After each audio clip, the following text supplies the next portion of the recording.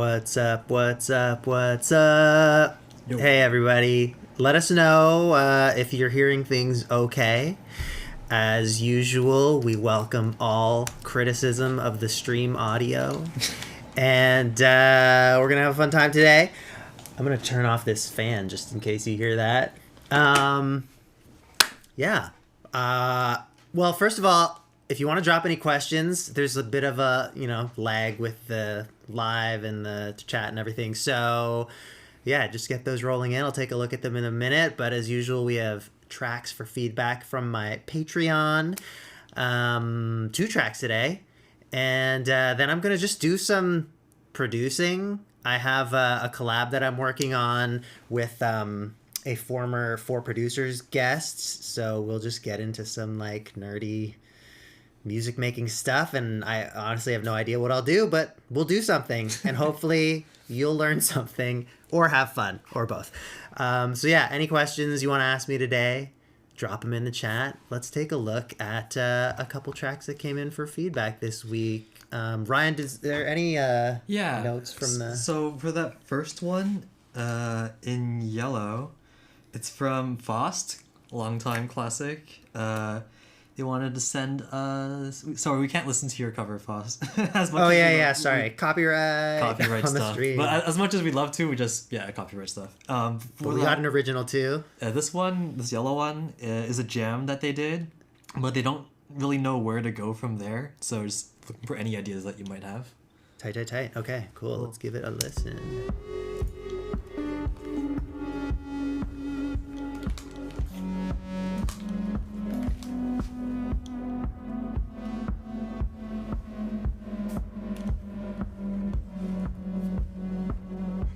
Good atmosphere.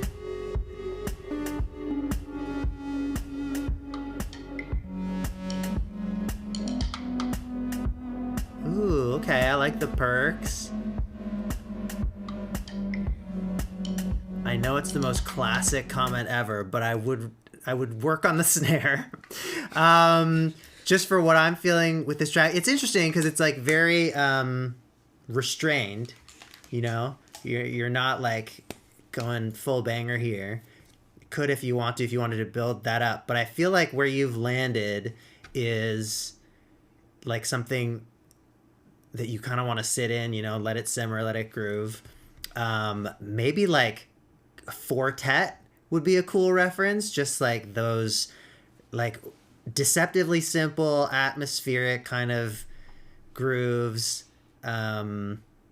A lot of interesting like textural stuff that happens. I'm just gonna play it again. I like the lead sound a lot, by the way. It's kind of like, what's at the forefront and calling the most attention, and it feels good. The bass is got like this interesting pulse to it, and it feels a little like distant or something in a good way. I feel like it's got to be one of those tracks where things really slowly come in. Like that snare stood out to me, not just for like maybe I'd want to improve the sound, maybe it's more of a clap thing or something more filtered, but also because it's just like we don't have the snare in, and then now we have the snare in. And I don't know if that's this kind of track. I feel like maybe it could gradually grow, more lighter percussion layers come in first, or like the snare itself just like filters in or fades in. Or it's like a lighter snare to start and then the bigger snare comes in. I like these background perks too that happened. Maybe a little further down here. Yeah, that's super fun. I might like echo those out a bit more. Maybe some like compression to glue them a bit. They feel like they're kind of from a bunch of different kits, but yeah, it's a fun vibe. I think if I were going to develop this further, I'd also think about where I'd want it to go harmonically, because it's like hanging out on one chord, and the melody is hanging out in one register. So like, where does it want to go? Does the melody continue on that instrument, or does something else pick up? And then, is there chord movement, or is it just like a lot of different instruments and textures changing out? And but yeah, I could see this like growing more, but I do feel like I'd want to hold on to that restrained vibe and just let it, let the interest come from the details of like new percussion layers and new like synth textures. And I don't know, I think it's a solid start. Fun jam. We got our second track is from also a longtime patron, Philip Torvik. Mm-hmm. What comments do we have for feedback? From Torvik. This is a recent project they're working on for an 80s style album. Yeah. This is still really raw, no vocals, unmixed. Just some early production ideas. There will be vocals later on, and we'll be adding a synth solo after the bridge. So you'll hear where there are some empty gaps. They would love any feedback on the sound design and does it feel authentic to the 80s. Okay. Do you have any ideas on elevating what's there? They want this album they're working on to be some of their best work, so very open to feedback. Thank you as always. This is their first track using the DX7. Yeah. Oh, an actual DX7. Fun. Okay. I dig it already. The percussion is doing what it needs to do.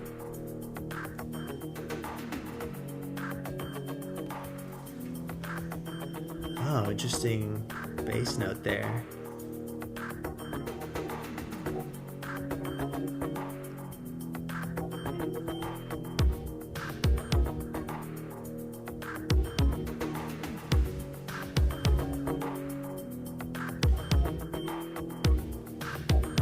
I think it could probably develop faster if you're going for like 80s pop.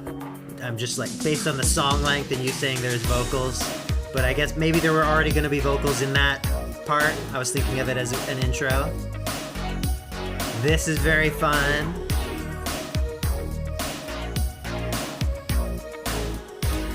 I kind of want that lead to be more forward. It has like, it's a bit verbed out, a bit hollow feeling. I think that could come, you know, like really centered and in front.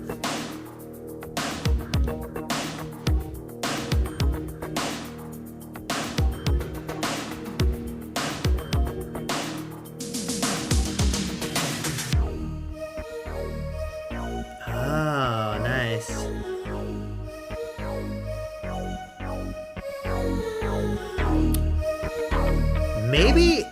Maybe you want to up the BPM by like 2 or 3.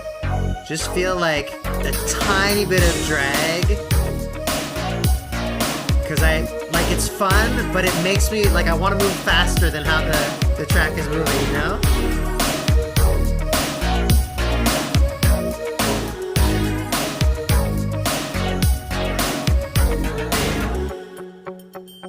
Very dynamic. I love the changes between sections.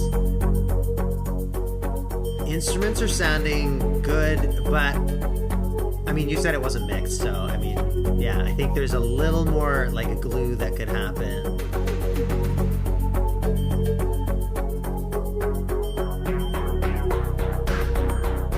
Ooh, I like how this is building.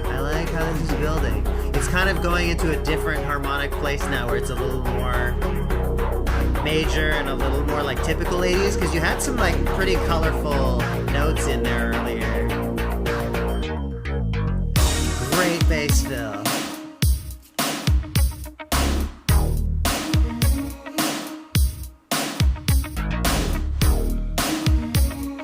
I guess this is a solo section probably.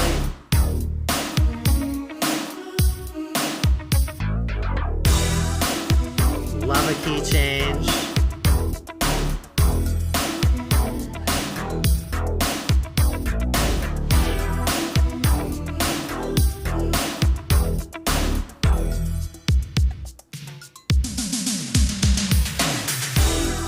Love the toms.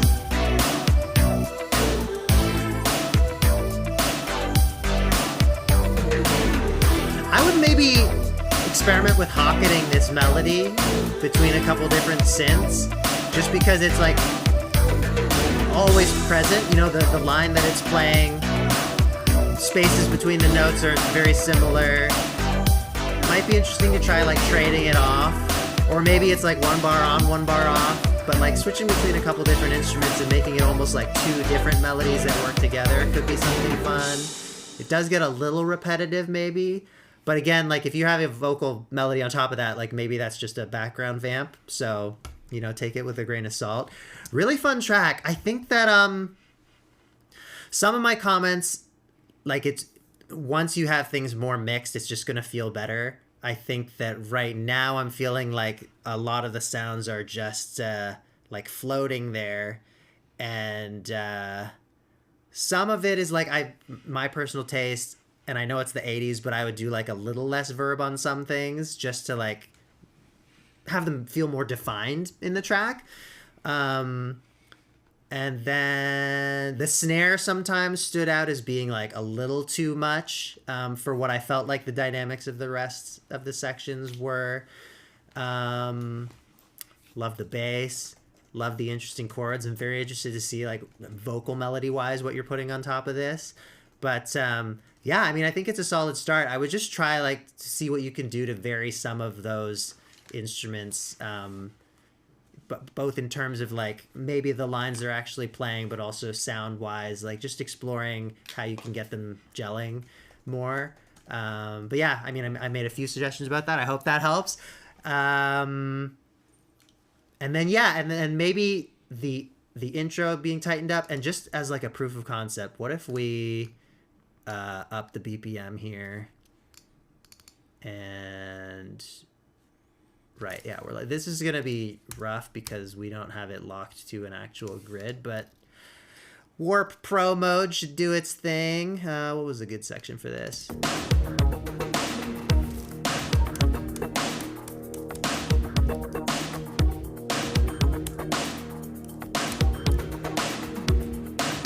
I mean, I went a lot up there. Yeah. Maybe a bit too much, but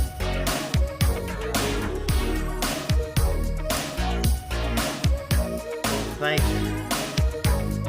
that's kind of where I'm feeling it the most. And the original was, and I'll tell you BPMs in a second, but it's not.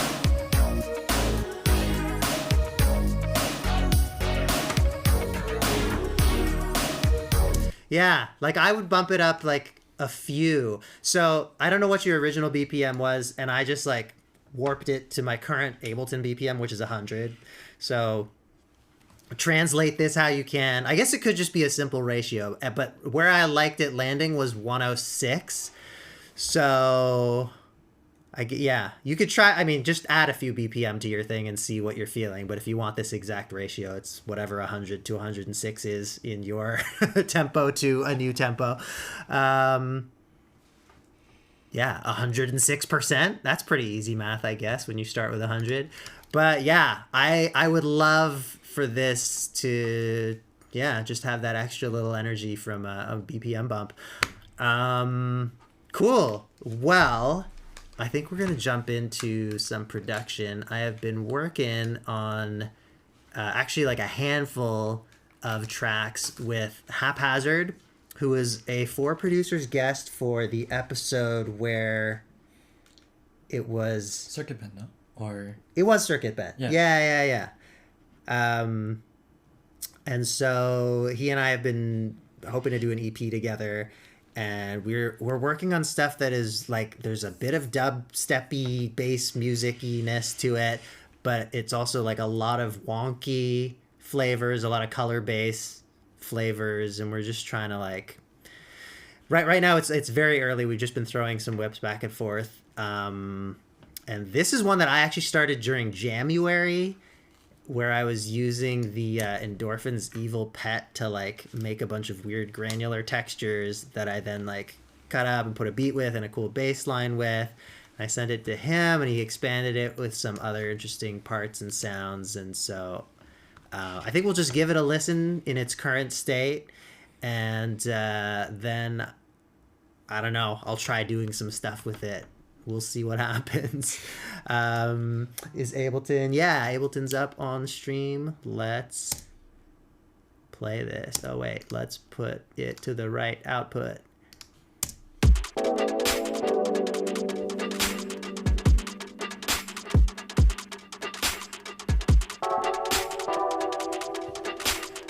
This is actually my first time looking at this project since he sent it back to me, so I'm going to get familiar with it, too.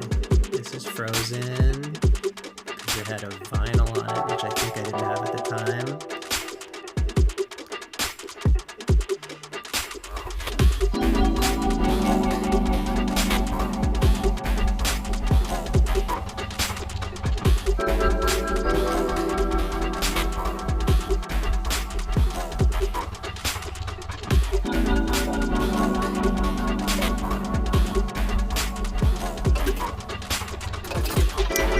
it's a little dead for a little too long here.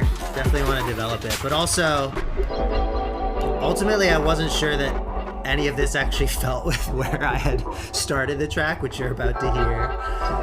It might be something we split off into two things. Because I feel like this drop is like just a separate thing.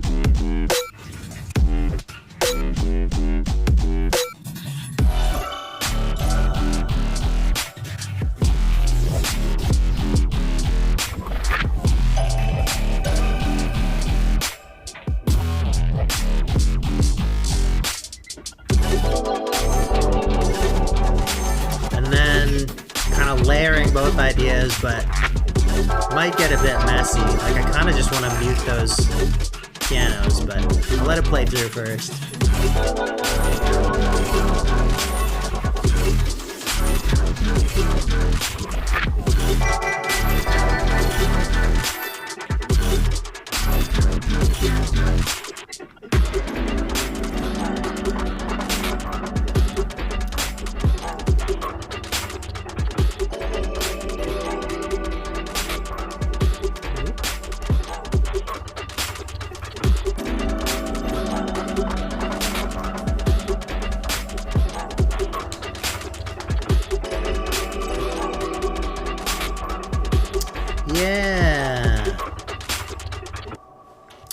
So it's like kind of loopy right now, and then yeah, I don't know if those two different sections really gel. So we'll play around with it a bit, but let me know your thoughts, because I would definitely welcome any ideas or feedback. And let's just go through some questions too before we jump into messing with stuff.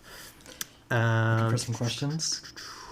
Oh yeah, have you been noting any? Yeah, I just got some. One question is suggestions on how to get back to music after being demotivated since moving half a year ago.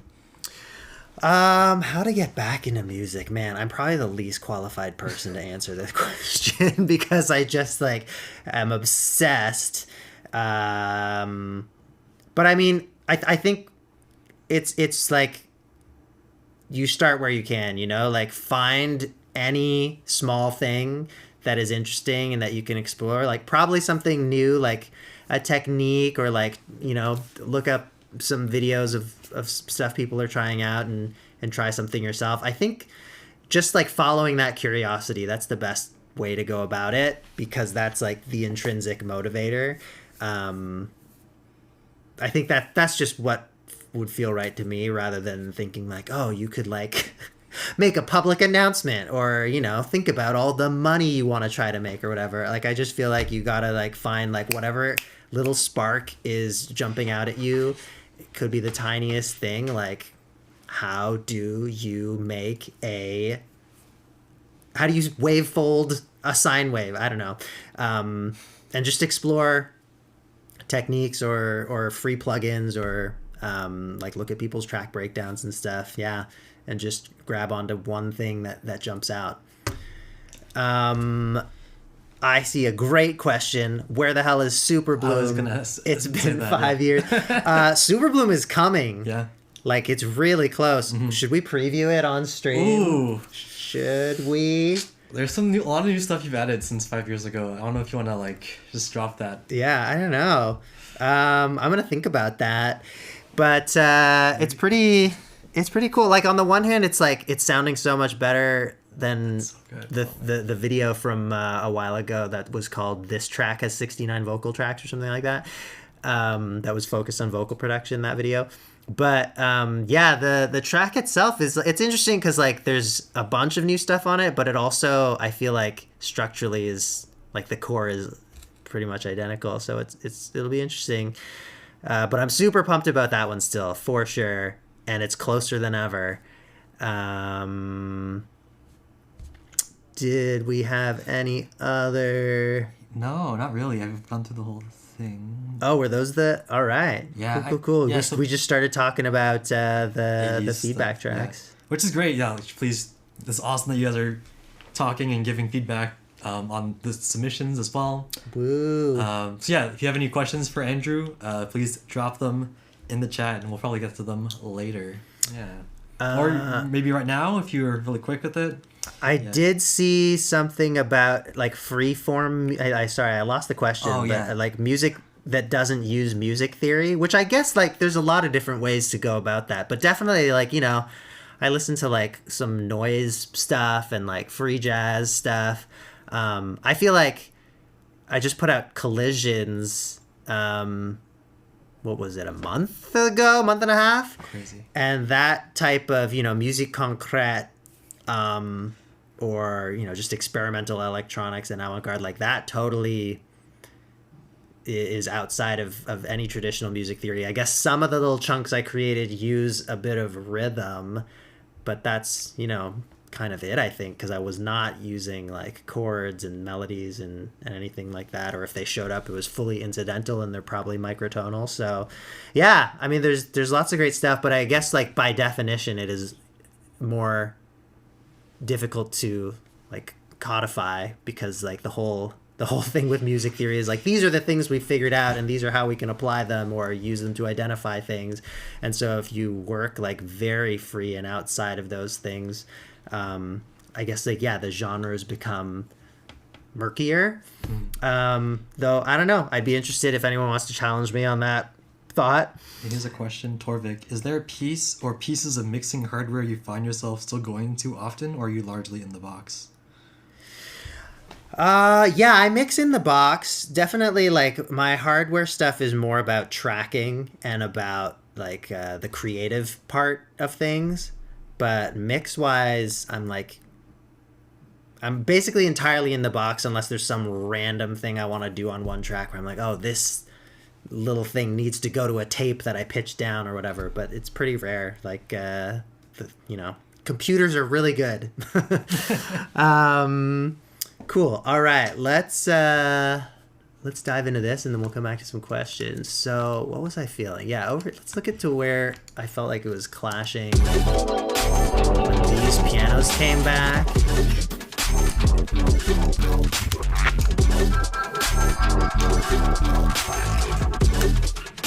Yeah, I just feel like that's really not the right thing there. What are these? Oh, yeah.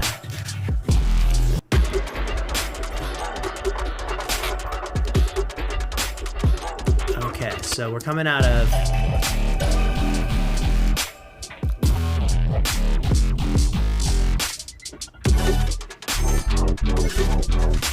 Oh, cool. Yeah, I think I want that change. It's like a subsection that's new. And I feel like coming out of this, it's like a little more atmospheric with that reverby thing.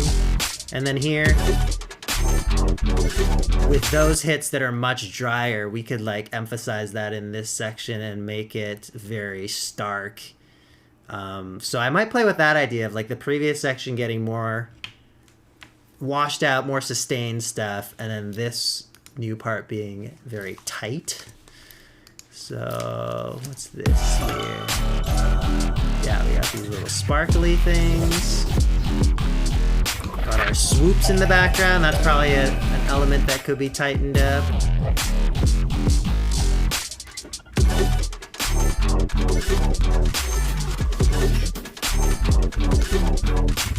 Yeah, this is maybe... Oh no, that's not what I'm thinking of. Is it this? I wonder if that's necessary. Like maybe that's here. Oh wait, what was this variation?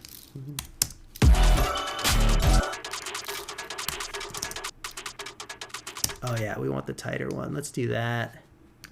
So if that's in the previous section, so that it's like busier, and then we come out of it into starkness.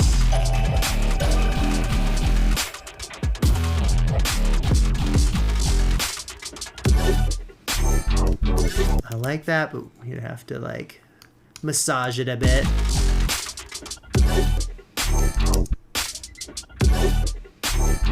And actually this stuff too, like maybe all this groove happens before.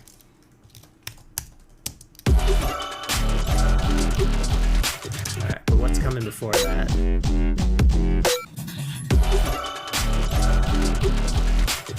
Yeah, I'm not mad at that, but we gotta tighten up the groove. Or maybe this, like, filters out.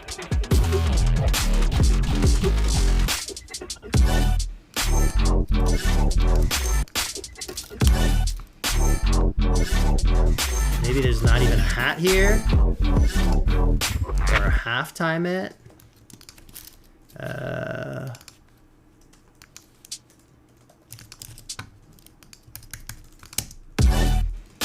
Yeah, I like that space. Maybe these are mostly gone too, these like background texture-y things. Like I keep the yeah, that's what I'll do. We will put a little volume automation, like something like this.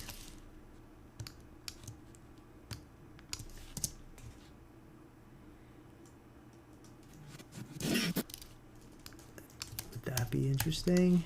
Just to like really dry out the main parts of this section. Just like clean it up, right? Yeah. So this is a technique I've been wanting to make a video on because it's just like, it's way too easy. And the thing that I do, like what you have to be okay with is editing out a ton of stuff that you've made. But like I generated all this noise and this wasn't like that hard to do either, you know. I was just like playing around and just recording for, you know, 15 minutes or whatever. And all of it sounds pretty cool. Like look at all this that I have, right? So if we just listen, I was just like putting samples into a, actually, Ryan, do you want to grab the evil pet off the shelf just so I can show folks? It'll be more fun. But I mean, just use whatever you like to mangle sounds. I was doing granular stuff with the evil pet. Thank you. Ba-bam. Yeah. So I was using the evil pet. I can't even remember what samples I was putting in here. And then recording just so much messing around. Like, how long does this clip go for? Oh, I did like a couple sessions. Yeah, 15 minutes. I remembered that almost exactly. And so you have all this cool sounding stuff, you know? Some pretty different stuff.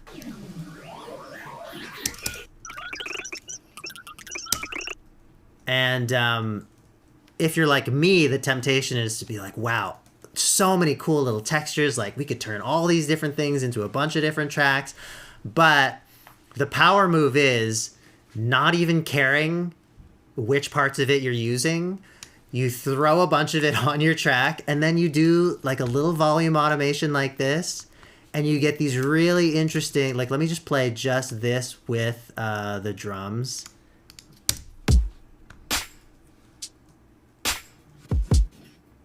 Just like stuff that comes in. Probably could use more volume here for this example, but you know? You could OTT it to like really give the, oh, why am I using that one? Like squish it so that it is, yeah, put that before the utility so that like the whole thing is really like more of a solid chunk no matter what's happening inside it.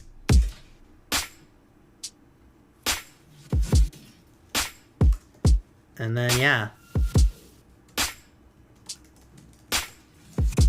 Free, interesting textures, and like the shapes will often look something like this, you know, like the swells are the best, I feel like, you know, just ramping in to a downbeat or a snare or whatever. And yeah, it's just so easy. And then of course, like whatever happens in here, if you don't like a particular one, you know, just like slip it. Wait, am I forgetting the command? Or do I have to be in a different view? Does that not work with automation view? Oh, okay. No, I'm doing it. You know, you could just find something that works better. And I mean, depends how picky you are, I guess, but a bunch of those sounded cool to me. Might use that one. And then this one, I found something else just now that was pretty cool. Oops.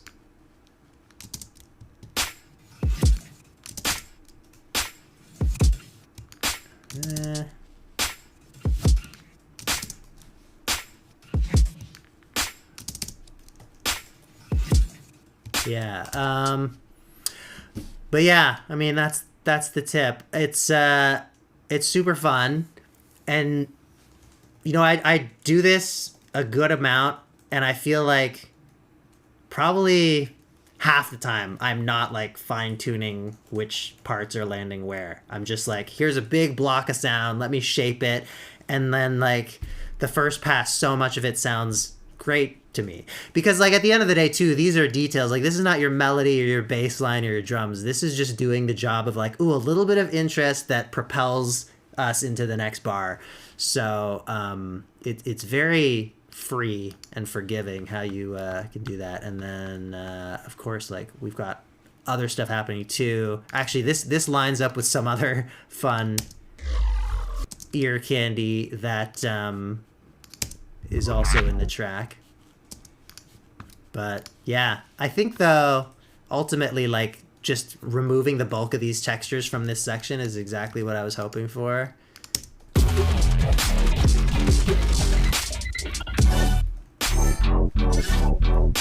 It's just cleaner.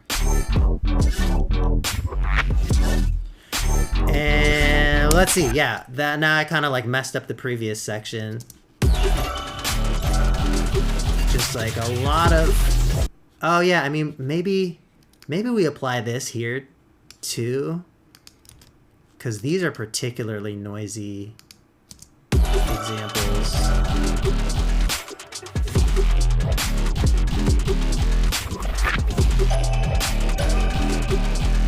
Like, or you know what? I think it's a different shape. I do want this section to have more of that busyness, so I think here it's more like, well, here we don't even have stuff, so let's like bring some stuff in that's different from what's coming up. I think this is more like start the bar quiet and have it grow. Yeah, it could be even more. What if we do that?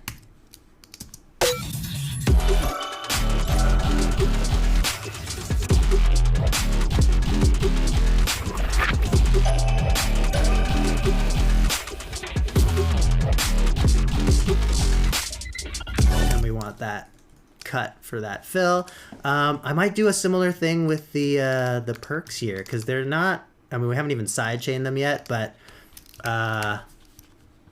I've talked about this, I think, in one video before. If you haven't heard this tip though either, though, instead of sidechaining, if you just manually draw your ducks, that can be a way to get things dialed in really nice. I was drawing, speaking of drawing ducks, I was drawing swans with my daughter the other day. That was a fun time. Cut them out. I can't remember what we were trying to do. It was a cool craft. I just remember drawing, like figuring out how to draw a swan. No, I think we want it to have that like 4/4 pump kind of deal. Oh no, halftime. Right. Hear this with the drums.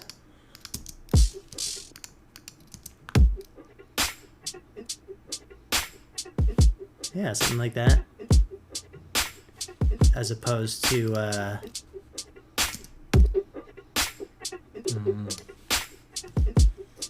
maybe I'll copy this utility to our other little rhythm here. Oops. Although, give it a different shape, maybe. What do we,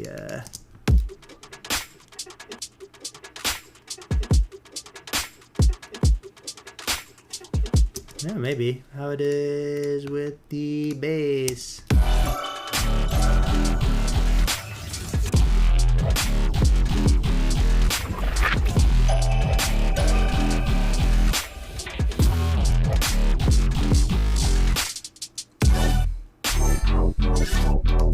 Fun. Yeah, I don't know. It's like,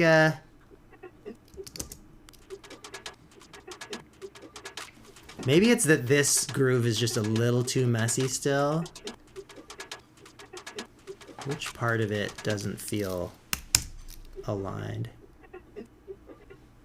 Yeah, that's got a good pocket. So I think this clip is just like not quite tight to this one. Although hearing it by itself, it feels okay too. What if you like sidechain gate it so it takes the rhythm of the one with the good pocket? Oh, wait. You can sidechain the rhythm of another? Oh, like you on a gate you sidechain it Oh, I see. Yeah. so then it just takes the.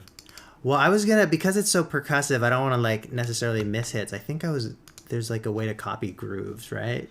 There's like extract groove. Yeah, that's what it is. Yeah. Okay, and then it should show up. Where's the groove pool? Oh, groove. Audio? Is that what we just created? Yeah. In the group pool is called audio. Yeah. Right? Yeah. In the pool up there, it's just named audio. So that's it. But did it apply? I haven't done this in so long. Do I do this? I think you got to turn up the quantize in the groove pool. Oh wait, in the groove pool here? Andrew learns Ableton live. Yeah, so in groove there, you'll select audio, and then in the here, yeah. Okay. You got to turn up quantize, I think. So that's how much it will snap to. I believe. Seems like it's doing it. Yeah. Nice. Yeah, that has a better bounce to it. So let's hear them together. Oh, we were hearing them together. So.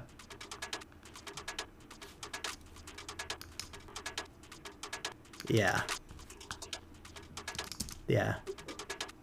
They feel locked. And let's hear in context.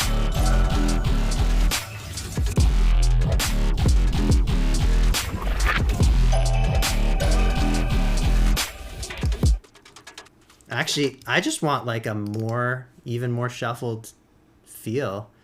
So let's, I already have Swing 16th 59 in here. Maybe I'm using that on another track. Let's apply it here.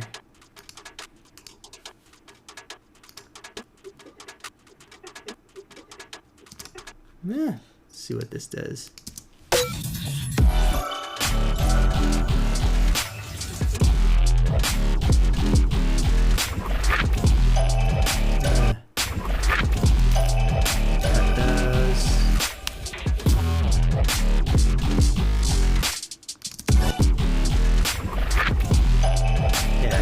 Candy a moment to shine.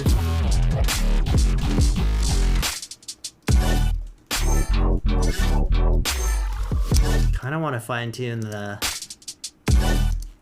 rhythm there. Maybe, I don't know. It might be doing its thing fine, but yeah. So this is a little thing I did just with the stretch mode in the drum sampler, just like automating the grain and the, what do they call it, factor, because I feel like right now it's just like that last hit feels too close to the downbeat.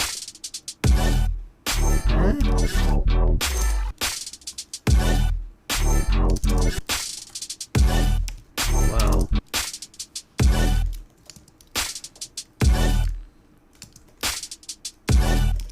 Actually, I feel like this is maybe the type of thing where once I know I want to print this, I'll just print it and like nudge that last one over. Because automating it by like what the grain might do when I stretch it a tiny bit differently, no, that is not what we need. Okay, well, what does it have? What does it go to after this section?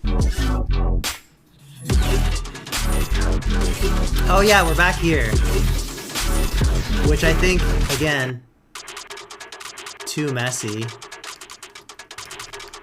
So let's just consolidate that. And I saw a question about what the groove is here. So I mean, we've been talking about like the swing that I'm doing here, but I also will definitely happily call out that there is I think 5 polyrhythm happening here, because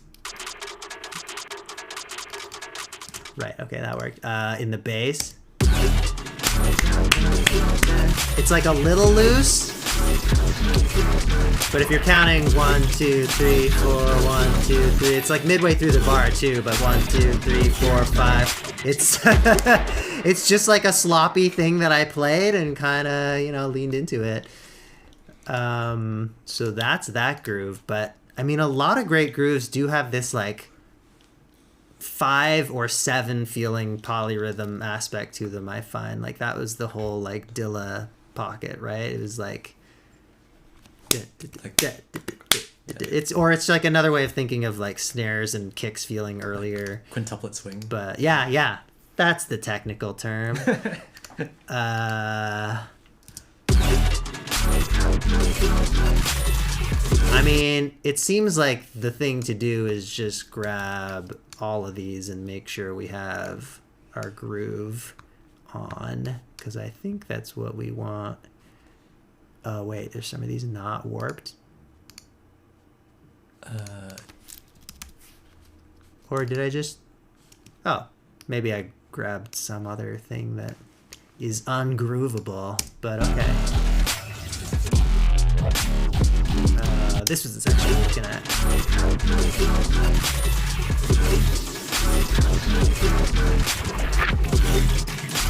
Yeah. Still messy though.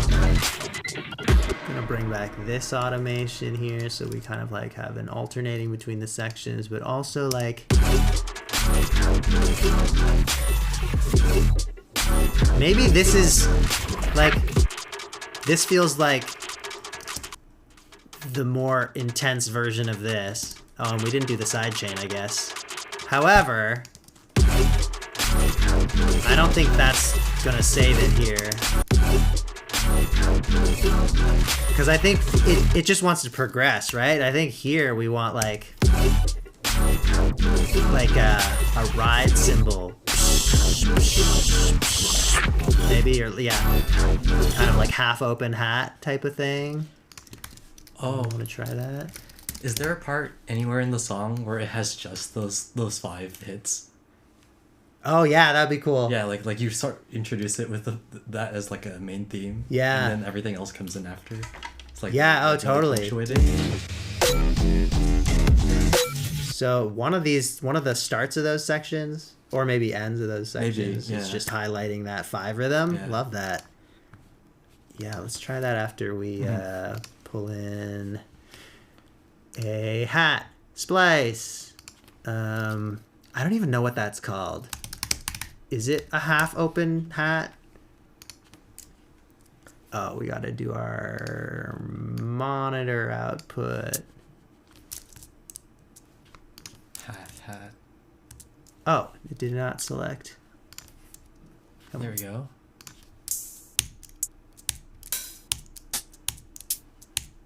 But it might be, I mean, these are not even the type of hats. I mean, kind of, but no, we want like a heavy, what if we do like, it could even be like a crash that we do some decay on or something.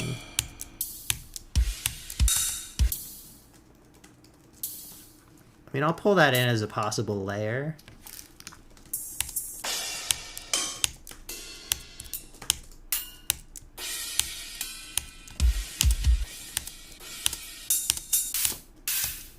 Ah, yeah.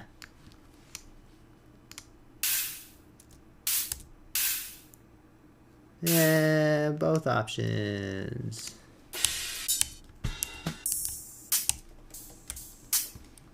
Virtual Riot, hello. Oh man, this is the one thing I don't like about Drum Rack. I feel like it's just a little too early to like jump to the next row. Oh well, now when I want to show you, it's not doing it. But when I'm like pulling in a sample, I'm like, yeah, I want that slot, and then it just jumps up a bunch of octaves. All right, let's see what we got here.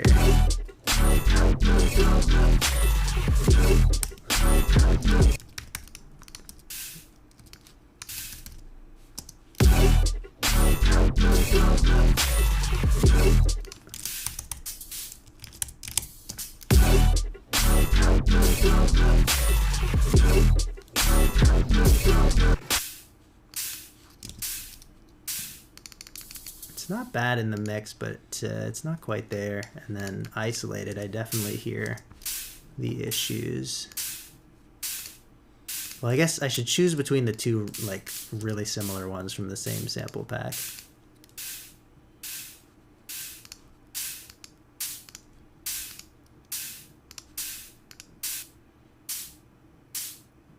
Yeah, let's lose this one.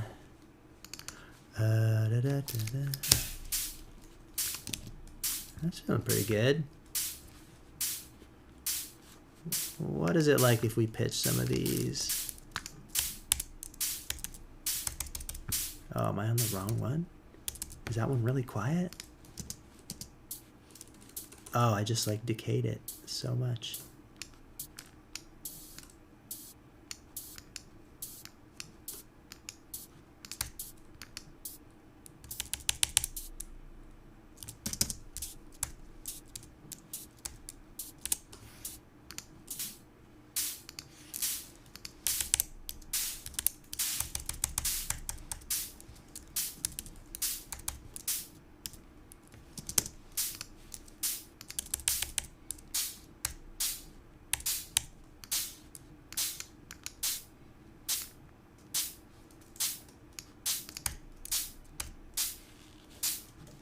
Oops.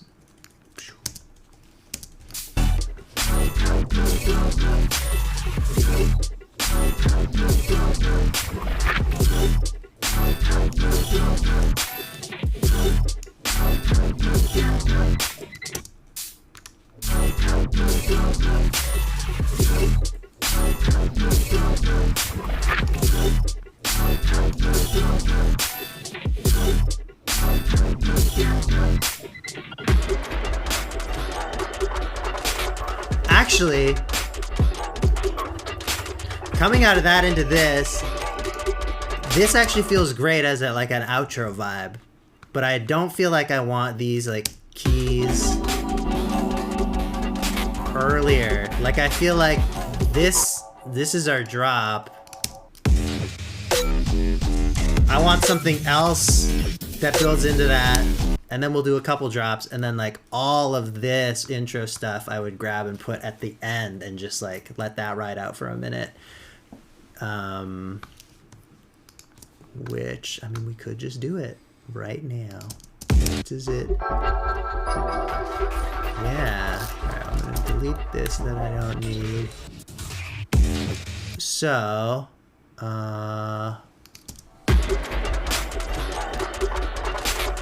which chunks of this are the right order?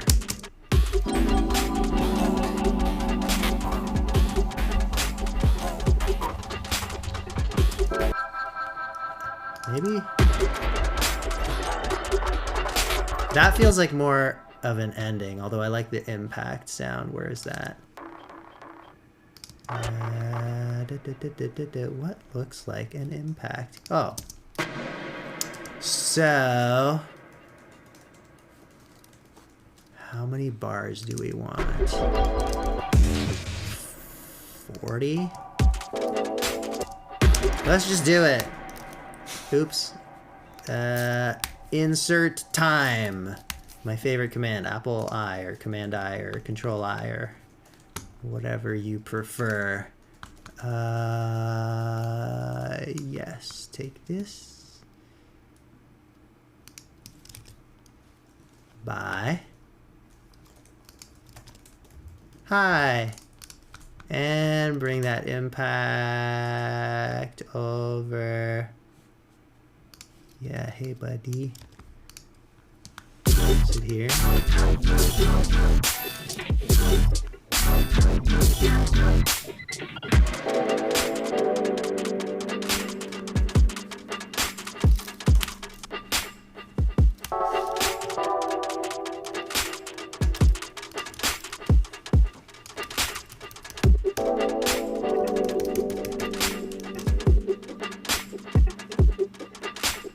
Okay. I think that's a decision I will live with. Oh, let's save this with the version up, actually. And let's take a look at some questions. Oh, we got a whole bunch. Oh, yeah? Yeah, All right, if I've you've been tracking them, tracking hit me them with down. them. So yeah, there's a follow-up question to the freeform music stuff. Oh, cool. Would you pursue a way of expressing music as an actual language, like conlangs? And what would be needed to turn heads and start a revolution about it? Wait, like I don't know. conlongs? I don't know what that I don't means. even know, yeah. I guess like I'm happy with the language I already use, and my musical language is about a different type of expression. But if you're talking about like using sounds to communicate, I don't personally feel the need. Yeah, I don't know. Yeah, it's just- I like what English is doing for the most part, and then I like what music is doing in its way. But I don't know. I don't know if I fully got the question. But yeah, that's a couple questions asking about if you would make oscilloscope, vector scope music. Oh yeah, yeah. I've been planning on. I mean, I do want to explore that. I have for sure a spectrogram music, spectrogram or spectrograph. They're They related. got the idea. But yeah, I'm doing a video about that for sure. But the oscilloscope stuff interests me. I'm just kind of like, well, Jerobeam Fender already killed it, so I don't know if I need to cover it. But it would be cool. I mean, maybe I should just reach out to him because his stuff was so wild. Still is. From Bash Nova, tag you're it. Okay. I know you play a ton of instruments. Is there one that you gravitate towards the most when you're writing or producing for other people? Yeah, it's always guitar or piano, or if you count Ableton as an instrument, for sure. But yeah, if I'm like writing a song, it just feels better to have like a very chord-based instrument to do the harmony. So yeah, it's guitar and piano, or like not necessarily piano, but a keyboard instrument. You know, a synthesizer, Rhodes. Yeah. Nice. I really like the push. I just like. Oh yeah, I mean, but you really figured out the push layout. I never quite like internalized all the shapes. Yeah. It's like guitar. Any tips on growing on YouTube as a musician producer? They just got monetized a couple months ago, and they really want to lean in. Oh yeah, congrats! Because I know it takes like a good amount already of views or watch time. I think it is to get to the monetization status. Growth is like it's so much about algorithm, and that is like very random in a lot of ways. But I guess the couple things that you can control are for the people who do find your videos, are they watching a large percentage of them? So like making sure things are edited well and you're keeping their attention and you're not like putting stuff in that's not that useful or interesting, pacing it well, having things that are unexpected and fun and different, all that stuff helps. Just all the stuff that goes into making a video better, that's going to help with watch time. And then the other part of like algorithm friendliness that you can control is like where your stuff is going to show up. So search, while it's like a smaller chunk of overall views, because most people just like click on something that is served on their feed, but search is still like a good amount of it. So if you're doing stuff that people are searching for, whether it's like a tutorial or like you're talking about or doing a tutorial about like a current song or a very classic song, or a technique that a lot of people want to know more about that hasn't been covered a billion times, that's something. And then I think too, like, even like for how long I've been doing this, the algorithm is not, it's not clear to anybody, but consistency, is one of the big things, is like building up your body of work so that if someone finds something and they really like what you're doing, there's more of it and they can explore it. And it's not just like, oh, a video from a year ago that's totally different. And, that kind of stuff. And then one of the things that can really help too is just like really being direct about asking for follows or subscribes or whatever, and just like, I think there's a way to do it that's annoying. And I always, if I ever put the ask to subscribe, it's at the end of a video, like almost the very end. And I did that for a lot of my kind of major growth period. I would never do the kind of like right after the intro, and by the way, like hit the subscribe or like or whatever, like that always kills it for me. And I think that even though a lot more people are going to see that, you haven't earned any kind of call to action when you haven't even done anything in the video yet. So for me, it was always like, well, anybody that happened to make it to the very end of my video, if I ask them to subscribe, then that's just going to have like a way higher, batting average. Yeah. So that's sort of like what I did. But like also just in general, the tip is like remind people to follow and subscribe and or let them know when you're uploading again, or, how they can participate, all this kind of stuff. Because it just helps to tell people. We all know the subscribe button is there, and we all forget about it all the time. So those are my top tips. One thing I want to add to that is like just remember, like, yes, don't forget to call to action, but always remember to provide value with whatever you're posting. Yeah. And that can be in the form of either like entertainment, inspiration, or education, or a combination of any of those three. And so just like don't forget to always provide value, and that's why people will want to stick around anyways. Yep. Question for Andrew: how are your ears going? I gotta make a video about this. There have been some like different things happening with them. Overall, there's like pluses and minuses to like hearing fluctuation, changing things that are happening with them. But I don't know. I think if I start getting into it, it'll just be too long. Things are like fine. They're not any worse than they have been, I guess. But I will. I have been planning on making an update video about it because it's kind of like interesting and strange. So the hearing loss saga continues, but slightly improving, I'm gonna say.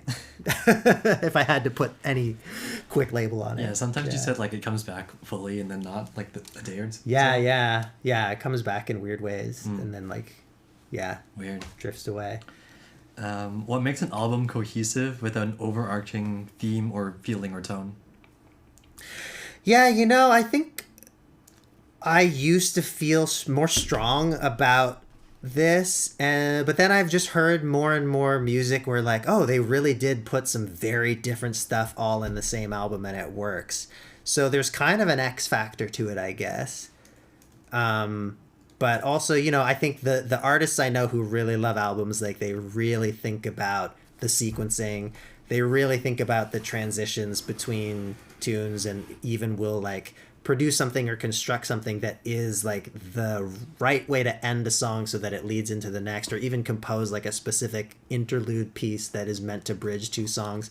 So, if there's any like concrete thing I could say, it would be like paying attention and putting care into the flow, but the actual specifics of how that can turn out, I feel like can be so all over the place. What are some of the most obscure or out there music software you've used, or you use or have used before? Stuff like CDP or Aphex Twin Sample Brain? Obscure stuff, yeah. I guess I don't know how obscure this is, but I've brought it up to some people recently and they haven't heard of it. And so the stuff that's coming to mind is like stuff I was using like 20 years ago when I was trying to get started and couldn't afford to buy any software. And there was Jascola Buzz, which is like a tracker, but it also had like a node based UI. So I don't know. I knew a lot of people back in the day that used it, but I brought it up recently a bunch of times to different people, and like no one had any idea what I was talking about. But it's kind of interesting because you know the node based like the old school reactor or like Max MSP, like connecting little boxes with wires, like that's how you would do the sound design. But then you would sequence it in that like vertical scrolling tracker kind of workflow where you're inputting individual steps and what should happen with different parameters. That was really fun. Another one that comes to mind is Audio Mulch, which I actually like fully forget, but it was sort of an early freeware, I want to say granular thing. It was like a very like hard to control sound mangler, and the kind of, maybe I just didn't know how to use it. It felt like anything that I put through it kind of sounded the same. It just turned it into this like mulch. It was like soupy and textury and cool for that. But then I didn't like figure out how to wrangle it into anything more. And then, yeah, I just made a bunch of like weird soupy files.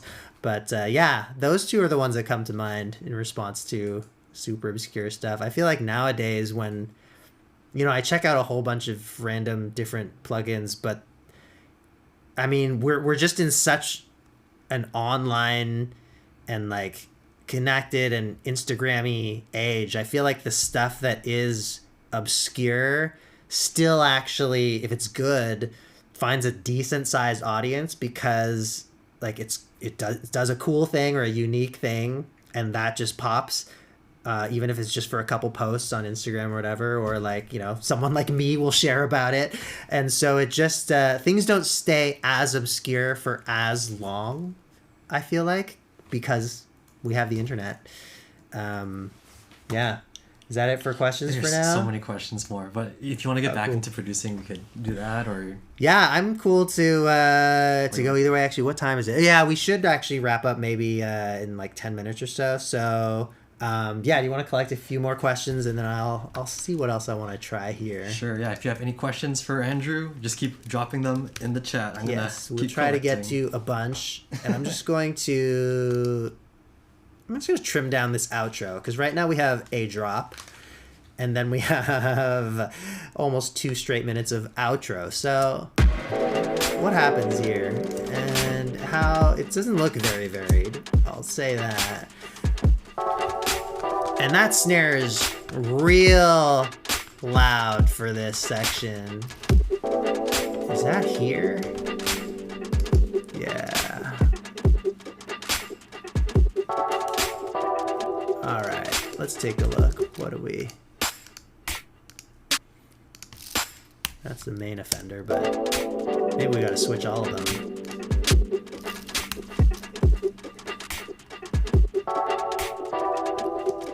Maybe this one comes up. Oops, did I grab the right one?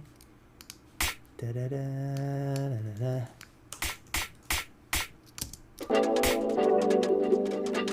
Nah, you know what? I just want a new one. And I also want to like, I want to slightly change the groove up. I feel like I want to do like the early snare vibe. Let's go back to Splice. What do we... How do I describe the... Maybe it's a filtered snare. I know I could just take any snare and filter it, but... Sometimes, you know, you pick up a sample that has, like, just a little bit of extra vibe. I mean, actually, this kind of is doing something for me, but I want a little more body to it.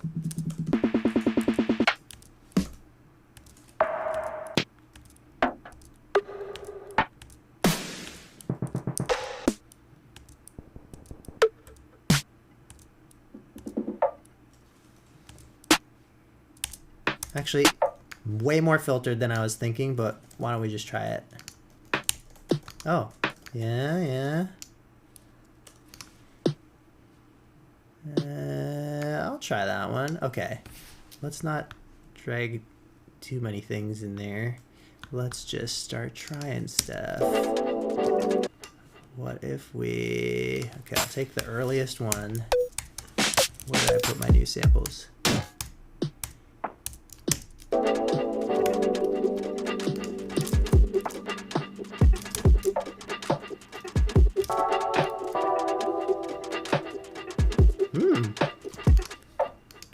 Are all of them necessary? What's this like? Oops. Actually, yeah.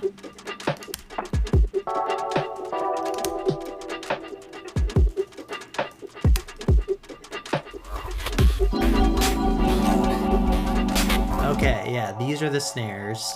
I'll like fine tune them later, but bold strokes for a bit. I don't know what this empty clip is about. Oh, it's got a kick in it or something. Alright, we're doing this. I don't know why there's no drums here. Yeah, okay. For now, just copy stuff like that. There's a bunch of random sounds that haphazard added in here. And I feel like they're cool, but there's a couple that are like a little too like pig to me. What is that?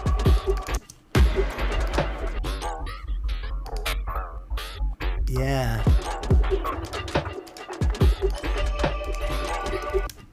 What can we do?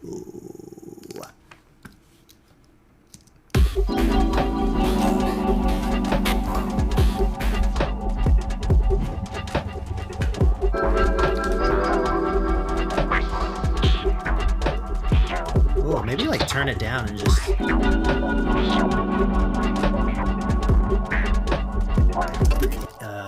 yeah.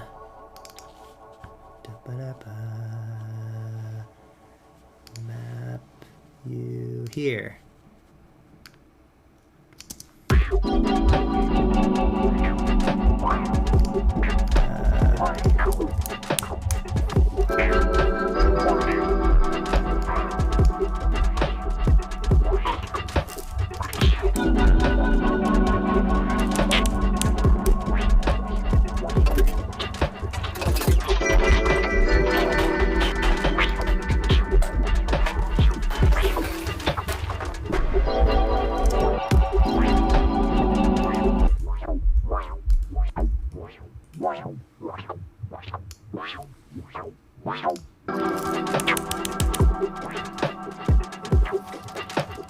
Maybe this is before the saturator and the side chain.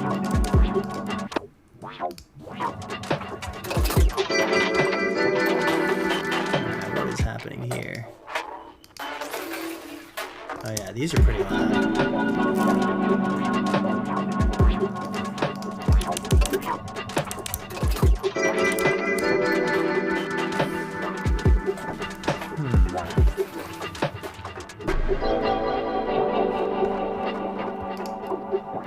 Okay, yeah, well I think for some other like ideas we could do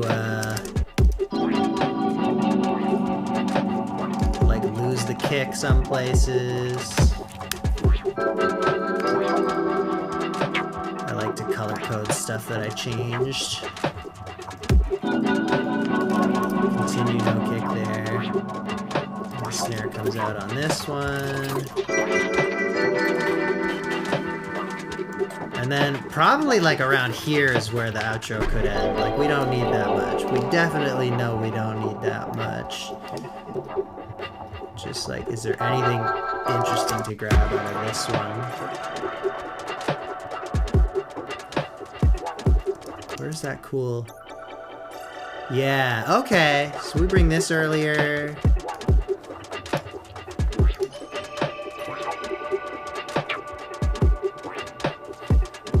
Yeah, I'm bouncing it.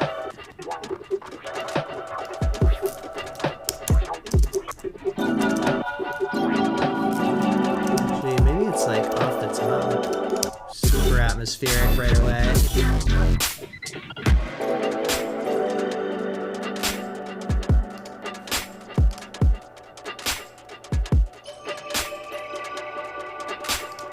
Okay. Yeah, mute these ones. And then have it. Oh yeah, I didn't do these early enough. Okay. Cool. I'm liking this though. We have like an outro with some development.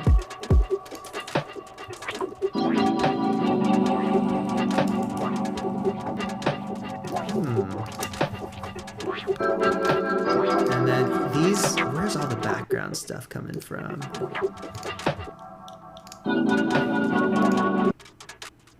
There's a particular like hollow perky thing happening that I want to track down because it's pretty constant. Is it this now?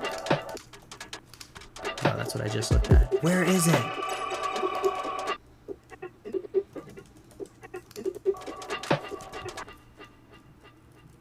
It's not on ascend? What? It's in this group. Okay, effects. Yeah, okay, it's a delayed thing. Yeah, this does not need to be happening that whole time. So, is it in this section? Oh no, it's muted there. Okay.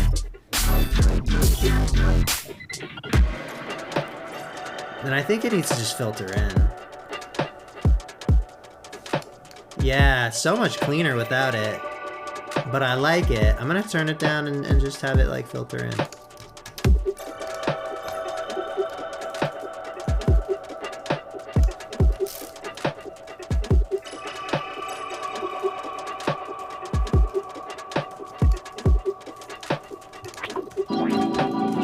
And then filter back down. Where did we start? Let's just do that. Takes a few bars up, takes a few bars down.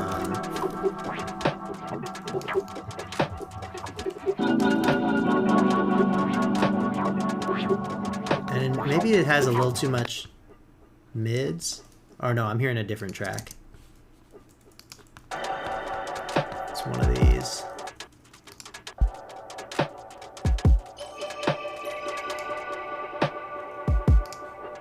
Yeah, this one just wants to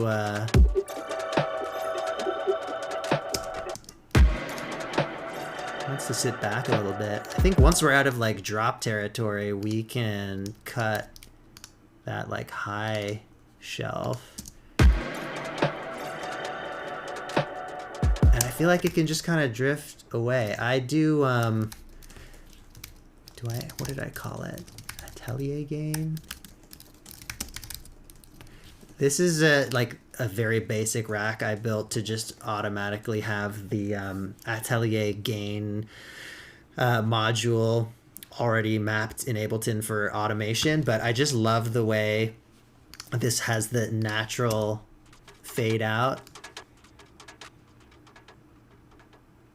Like it feels like it gets less bright, and if I turn up the distance, you'll hear that as well. Like gets further away. So I've been using this instead of like a strict just volume fade out recently because it's just nicer. It just sounds more natural. So I don't know, doing something like this, let's say. And just having this outro like really feel like it's chill, but things are changing, you know, things are moving, not in a dramatic way, but there's just like, that's actually a little too much, but there's just, it's not evolution or even like, well, it is movement, but it's just that, yeah, things are a little bit alive.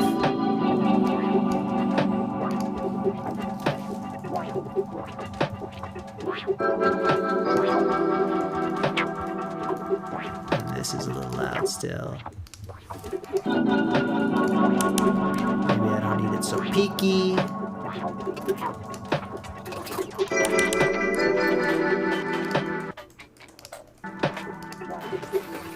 And these are just like really standing out. I don't know. I'm probably just gonna filter those or cut them completely. But I think this is probably a good place to stop for today on this track. Let's take a few more questions and then I should probably bounce. We have so many questions. Okay. All right. Pick the best ones, Ryan. It's all down to you. Ones. Okay. I like this question. What is your favorite or most perfect song that took the least amount of work in relation? Least amount of work in relation to how. Ooh, this is a great question. Yeah, that's a great question. Damn.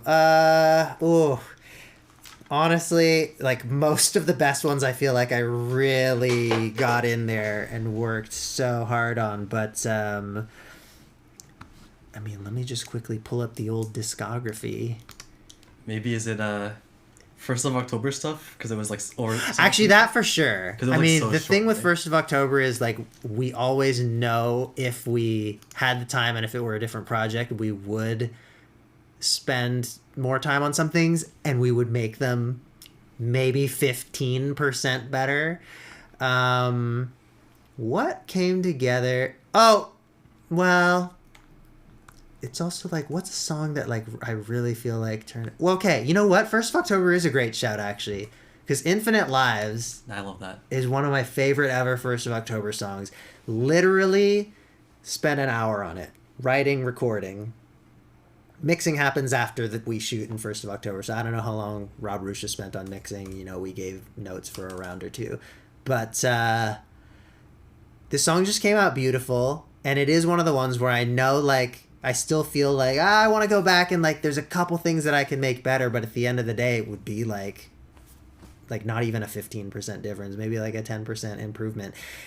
So yeah, you know, like that's one where I can go back to listen to, and even though there are things that I would improve for like a different version, the version that is out there right now is beautiful to me and I love it and I'm happy listening to it, and it was an hour. So yeah, that happens. I think about that one a lot. I really like that one. Oh, do you? Yeah. Thanks, man. Cool. All right, next question. Okay. Any ideas or activities to vent out when you need to have some time off away from music production creation? It's like, how do you... Yeah, I mean, I've got 2 young kids, so there's not a whole lot of extra time in my life, but I try to get exercise in once or twice a week, which is a great one. And then I guess I'll just share this. I was like, this was like just like a me thing for the past year that I've been doing it, but it's also not a big deal. So I took up curling. Oh. And it's amazing, and I have never played a sport quite like it before. And so curling, like, it is very Canadian, originated in Scotland, so I guess, you know, it's very Scottish too, but we kind of took it over. And it's so fun, and there's just like a complete flow state that you get into on the ice, and like it's a sport of so much finesse. Like, you're not trying to be the most aggressive person out there. You got to work as a team, but you're also like, you're doing your individual throws. You're trying to like call the ice conditions. It's just very engaging on so many different levels. And then there's the whole like chess on ice strategy aspect of like what you're dealing with the rocks. So that's been a great one to just 100% take my mind off of everything else in my life, any problems, any music stuff. It's been cool because I other than music, I didn't have a whole lot like hobby wise going on forever. I kind of like, I gave up on a lot of hobbies to put more into music, and now I'm in a place where I'm like, you know what, let's do some like real pure fun stuff again, and curling was the thing. Nice. And I'm super in love with it, so yeah. Sweet. Okay. Going for the Olympics. No. Okay, shout out to Make Your Own Rules. That's why I went to grab it. Question about your book. Yeah. Would you say the tips and tricks in there still stand, or are there things that you've developed a different view towards since releasing it? I would say everything holds up in here, and I stand by it, but it did come out and it was written before AI was a thing. So that's obviously like a big shift that we've all experienced in so many different ways. And, you know, I think that the principles are still in there, but I feel like if I were writing this book today, there would be something in there about like encouraging people to still create when like these other tools can like do all these different parts of it so much more easily, and in some questionable and possibly unethical ways sometimes. All of that I feel like has become an unfortunately dominant conversation. But yeah, I mean, I think I would need to change Twitter to X if I updated this book. Oh, true. Yeah. I think because I mean, I did really try to write it to be as evergreen as possible, in that I'm not shouting out specifics about like, this is what's working for the algorithm right now, but it's like, this is what works when you are creating with like an online focus, and what works with just human behavior, and what viewers and listeners like and respond to, and what works in the long term and all that kind of stuff. So yeah, I'm trying to think if there's anything else in the book I talked about that like, maybe, I don't know. I mean, I talk about like the music industry a bit, and capitalism a bit, and like these different forces that play into our careers. But yeah, I really tried to not make it specific to like a year or an era, but like looking at overall principles. So I'm hopeful it does hold up in a lot of ways. Yeah. Yeah, let's do two more questions, and then I'm gonna questions. bounce by 4:30. Okay. Who's your dream producer artist collab? Oh, okay. Like a whole bunch of stuff just flew into my head at once, but like Kimbra, Flying Lotus, Jacob Collier. I know he's like become controversial, and people think he's doing too much or something. I don't know. I feel like he's got great, creative, interesting ideas, and I'm sad to see that like one of the most unique voices out there gets like so criticized. I mean, obviously so many people love him as well, but I'm sure he's doing fine. And then Sunlux, like, man, yeah, there are so many cool people doing really amazing creative stuff. I just discovered, I'm late to the party, but also I don't know how well known she is, this artist Aya would also like be on this list. Like, such creative production. She's got 2 albums that are really fantastic. AYA, shout out. Yeah, a lot of cool people that I would love to work with. Do you have any advice on building drops and releases? They're having a hard time wrapping their head around it, and the music just keeps building up and feels not interesting to others. Oh, as far as like bringing music to completion and getting it out there? Oh, that's a good point. I think they're talking about like drops in songs. Oh, wait, can I read the question? Building drops and releases. Oh.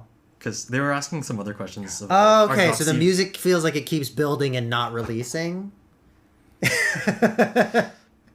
Yeah, or like, how would you make a good drop? Or like, what makes a good drop? Maybe you can reframe the question like that. I mean, it's got to be a dynamic shift. Okay. I think like you have like your build-ups,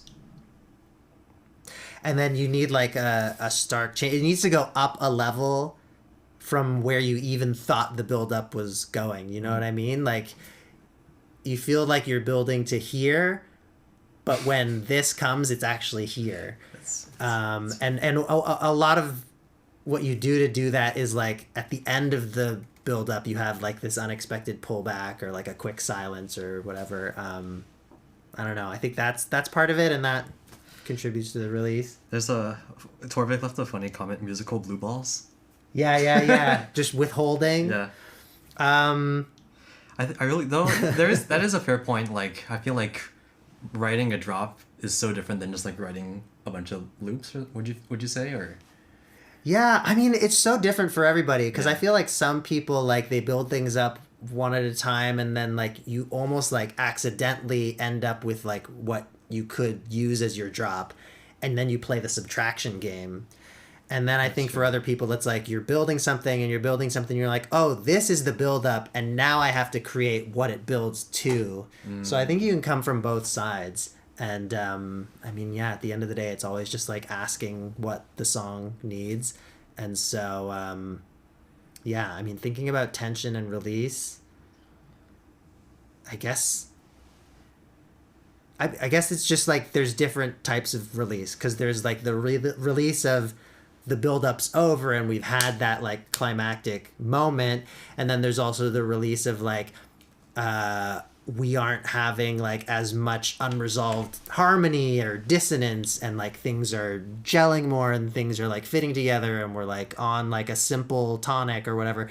So there's those kinds of different aspects of tension and release. I think also too, like I'm surely you have like some inspirations on like what sort of music you like to make. So then maybe look stylistically to like what people in that genre or style are doing. Yeah. Oh, that's always just a great tip. Is just like straight up Study pen and paper. Like listen to what people are doing. Notice as much as you can. Write it down, and then do those things in your tracks. Mm-hmm. Even like straight up trying to copy someone's track, not for you to actually release, but just like to try and get as close as you can to what somebody else made that you like, and you will learn a ton from that. So yeah, all right, okay. I gotta get going. One more thing. Just like announcements, because it's come up quite a few times in the chat. Okay. Just like if you want to submit a track, these are for creator tier patrons, and so go to Andrew's Patreon and you'll get more details on how you can submit a track. We do these live streams once a month where we listen to user submitted tracks and whatever Andrew's working on in the studio. And there's a Discord server as well. You can go there to be reminded about any announcements or details for the live streams as well too. Yeah, and for the folks who have stayed around right to the very end of the stream, we're going to preview Super Bloom, but I'm going to say bye right here.